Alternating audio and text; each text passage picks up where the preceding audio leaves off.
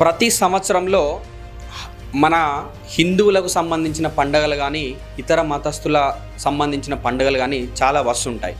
ముఖ్యంగా మన సంక్రాంతి కానీ దసరా కానీ దీపావళి ఇవి కొంచెం పెద్ద పండుగలుగా జరుపుకుంటారు మన హిందువులు.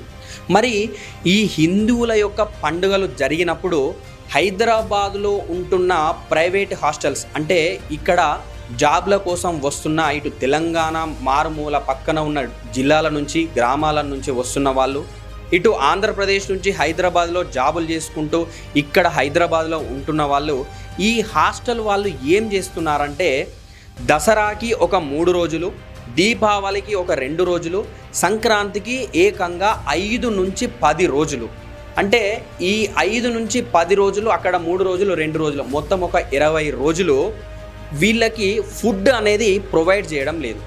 ఓన్లీ హాస్టల్ మాత్రమే ఉంటుంది, మీరు బయట తినాలని అంటున్నారు. ఓకే, మీకు పండగలు ఉంటాయి, అందరూ వేరే వేరే ప్రదేశాలకు వెళ్తూ ఉంటారు, ఇది పెద్ద పండగ కాబట్టి అందరికీ మీరు వెళ్తారు. జాబులు చేసుకునే వాళ్ళకు లీవ్స్ దొరకగా, లేకపోతే అనివార్య కారణాల వల్ల వాళ్ళకు పండగలు లేకపోవడం వల్ల, లేకపోతే వాళ్ళకు ఉద్యోగరీత్యా ఏదైనా ప్రాబ్లమ్స్ ఉండడం వల్ల వాళ్ళు అక్కడే ఉండిపోవాల్సి వస్తుంది.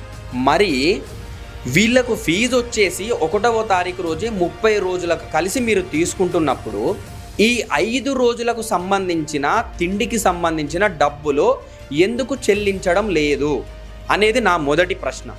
అలాగే ఏదైతే మీరు ఈ హాస్టల్లో అడ్మిషన్ అవుతున్నప్పుడు ఇలా 5 రోజులు ఉంటుంది, ఆ నెలలో 5 రోజులు ఫీజు తక్కువ ఇవ్వండి, మరి ఆ నెల ముందే మీరు ఎందుకు ఆ 5 రోజుల ఫీజు తీసుకోకుండా మిగతా ఫీజు ఎందుకు తీసుకోవడం లేదు? మరి ఈ 5 రోజుల ఫుడ్డు వీళ్ళు ఎక్కడ తినాలి? 30 రోజులకు మీకు 7,000, 5,000, 10,000, 15,000 హాస్టల్ ఫీజులు ఉన్న హాస్టల్స్ ఉన్నాయి. వీళ్ళు అన్నీ చెల్లిస్తున్నారు. మరి ఈ 5 రోజుల డబ్బులు ఎక్కడికి వెళ్తున్నాయి?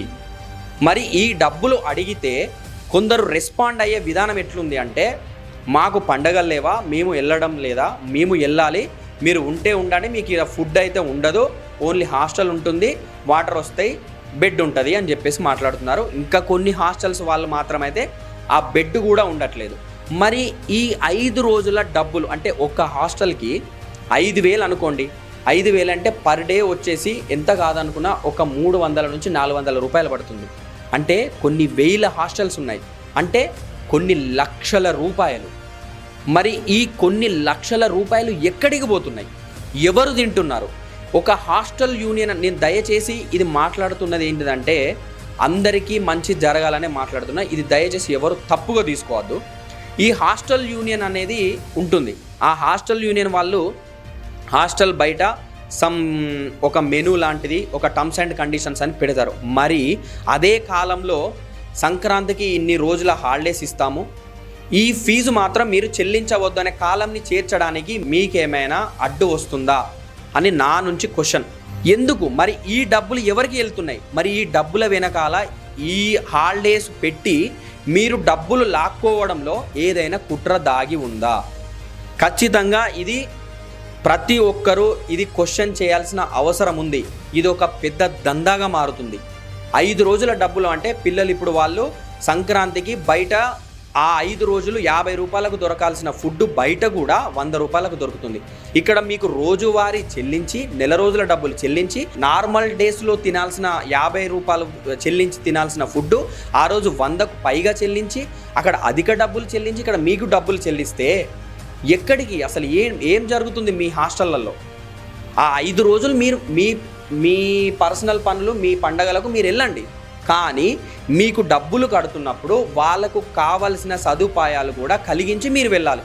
లేదు అంటే ఆ 5 రోజుల డబ్బులు ఖచ్చితంగా మీరు చెల్లించాల్సి ఉంటుంది. మా తరపు నుంచి మేము క్వశ్చన్ చేస్తున్నాం. హాస్టల్ యాజమాన్యాలు, పోలీసులు, గవర్నమెంట్ కూడా దీనిపైన స్పందించాలి, ఖచ్చితంగా స్పందించాలి. 1 రూపాయి కాదు, 2 రూపాయలు కాదు, కొన్ని లక్షల రూపాయలు, ఇంకా అన్ని హాస్టల్స్ అయితే కొన్ని కోట్ల రూపాయలు. మరి డబ్బు ఎవరిదైనా డబ్బే. కొంతమంది తల్లిదండ్రులు అక్కడ నుంచి కష్టపడి ఇక్కడికి పంపిస్తూ ఉంటారు, కొందరు ఇక్కడ చాలని జీతాలతో పనిచేసి అయ్యో ఒకరోజు బయట తినాలంటే పస్సులు ఉండాల్సిన రోజులు కూడా ఉంటున్నాయి. మరి ఎందుకు? మీరు ఎలాగో ఆ 5 రోజులు సర్వ్ చేయాలి, మీరు ఆల్టర్నేటివ్గా ఫుడ్ ఎవరినైనా మాస్టర్ని పెట్టుకొని చేపించుకోండి. కానీ ఇట్లా 5 రోజులు ఫుడ్ ఉండదు, 10 రోజులు ఫుడ్ ఉండదు అని చెప్పి 30 రోజులకు సంబంధించిన ఫీజు వసూలు చేయడం మాత్రం చాలా నేరం. ఇది క్షమించలేము. కాబట్టి మీరు దీనిపైన పోలీసు వ్యవస్థ కానీ, ఆ టర్మ్స్ అండ్ కండిషన్స్ ఇచ్చినప్పుడు పోలీస్ నుంచి వస్తుందని చెప్పేసి అంటే పోలీసు వ్యవస్థ లేదంటే హాస్టల్ యూనియన్ కానీ గవర్నమెంట్ ఖచ్చితంగా దీనిపైన చొరవ తీసుకొని హాస్టల్లో ఉంటున్న ప్రతి ఒక్కరికి న్యాయం జరిగేలా చూడాలని మా మంత్ర టాక్స్ నుంచి మేము కోరుకుంటున్నాము. సో హాస్టల్లో ఉంటున్న ఫ్రెండ్స్ అందరికీ, ప్రతి ఒక్కరికి, అబ్బాయిలకి అమ్మాయిలకి నేను చెప్తుంది ఒకటే ఏంటంటే, మీరు ఎవరికి భయపడాల్సిన అవసరం లేదు. మీరు ప్రతి ఒక్కరు స్టాండ్ అయ్యి మాకు ఈ 5 రోజుల డబ్బులు చెల్లించాలని ఖచ్చితంగా అందరూ అడగాల్సిన బాధ్యత మన పైన ఉంది.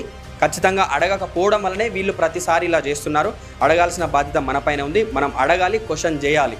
ఖచ్చితంగా వాటిపైన ఏదో ఒకటి నిర్ధారణ చేసి ఒక సొల్యూషన్ అనేది ఇవ్వాలి. సో ఫ్రెండ్స్, ఇలా హాస్టల్స్ వాళ్ళు 5 రోజులు 10 రోజులు హాలిడేస్ అని పెట్టేసి ఆ డబ్బులు ఇవ్వకుండా, అక్కడ ఫుడ్ అకామిడేషన్ ఇవ్వకుండా అందరినీ అలానే ఉంచుతున్నారు. సో దీనిపైన మీ అభిప్రాయాల్ని కామెంట్ రూపంలో ఖచ్చితంగా రాయండి. మీకు ఇంకా సబ్స్క్రైబ్ చేసుకోకపోతే ఈ వీడియోని సబ్స్క్రైబ్ చేసుకోండి. మీకు ఈ వీడియో నచ్చినట్లయితే లైక్ చేయండి, షేర్ చేయండి. Thank you all.